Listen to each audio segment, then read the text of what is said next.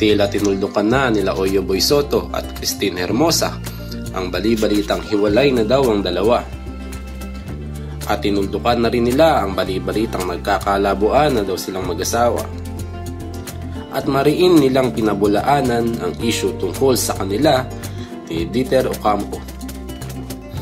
Ang mga issue na kumakalat daw na ito ay gawa-gawa lamang ng kanilang mga basher na wala daw di umanong magawa kundi siraan lang daw ang kanilang pagsasama.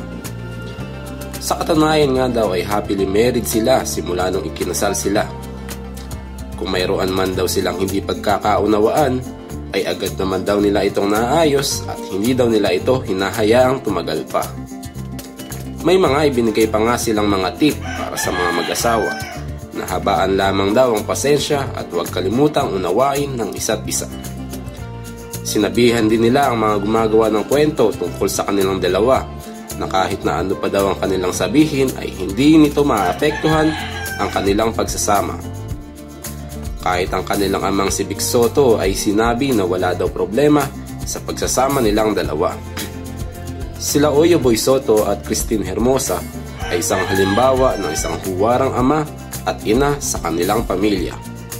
Kaya marami talaga ang humahanga sa kanilang pagsasama. Dahil ni isang beses man ay hindi sila na-issue sa mga third-party issue. Si Oyo Boy Soto ay patuloy pa rin sa mga guesting kasama ang kanyang ama at busy na rin sa kanilang mga negosyo. Samantalang si Christine Hermosa naman ay busy sa pagiging hands-on mommy sa kanilang mga anak. Kaya sa mga naniniwala sa kanila ay nagpapasalamat sila sa kanilang mga suporta.